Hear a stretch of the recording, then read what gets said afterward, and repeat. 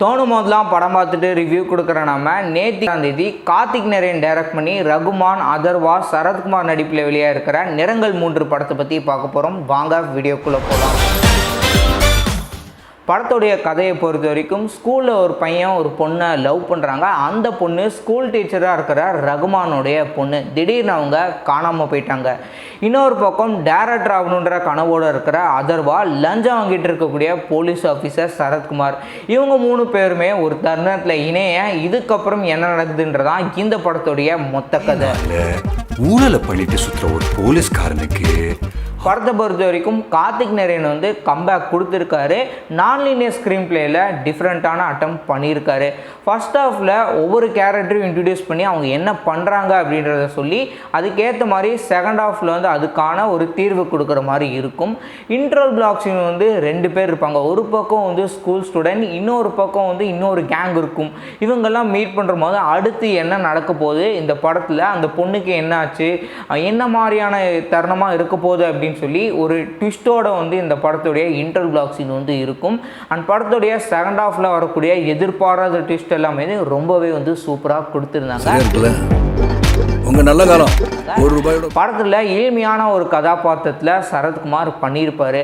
Drug use பண்ணிட்டு இருக்கக்கூடிய அதர்வா, அவர் drug use பண்ணால் நமக்கு கதை வரும் அப்படின்ற ஒரு எண்ணத்தோடு இருக்கார். அப்படியே ஒரு ரூமில் ட்ரக் யூஸ் பண்ணிகிட்டு இருக்கும்போது அதில் வைக்கப்பட்ட லைட்டிங் அண்ட் பேக்ரவுண்ட் இளையராஜாவுடைய மியூசிக்கோடு கொடுத்துருப்பாங்க. ஒவ்வொரு இடங்களையுமே அவர் இளையராஜாவுடைய மியூசிக்கில் அவர் ட்ரக் யூஸ் பண்ணிகிட்டு இருக்கும்போது அது ஒரு ப்ளசண்ட்டாக இருந்தது.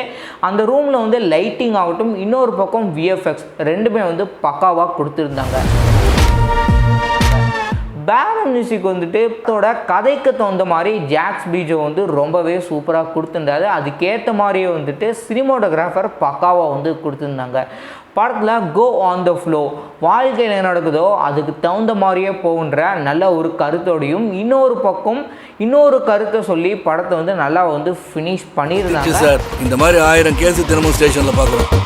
இந்த படத்தில் வரக்கூடிய காமெடி போர்ஷன், குண்டா ஒரு பையன் ஸ்கூல் ஸ்டூடெண்ட் இருக்கும். அவர் பானிபுரியில் ஃபஸ்ட்டு அந்த இடத்துல அவர் பண்ணுறக்கூடிய போர்ஷன், அவர் சாப்பிட்றது அந்த விதத்தில் காமெடி கொடுத்துருப்பாங்க. இன்னொரு பக்கம் அவர் வரக்கூடிய ஒவ்வொரு இடங்களையுமே காமெடியாக நம்மளை சிரிக்க வைக்கிற மாதிரி இருக்கும்.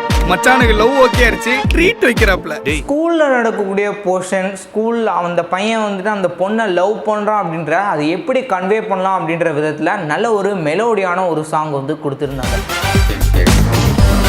மொத்தத்தில் துருவங்கள் 16 படமாட்டம் பயங்கரமான ஒரு படமாக இருக்கும் அப்படின்ற எந்த விதமான எதிர்பார்ப்பும் இந்த படத்துக்கு இல்லாமல் நார்மலாக அந்த படத்தை போய் பாருங்கள். ஒரு சாட்டிஸ்ஃபைடான நல்ல ஒரு மூவியாக இருக்கும்.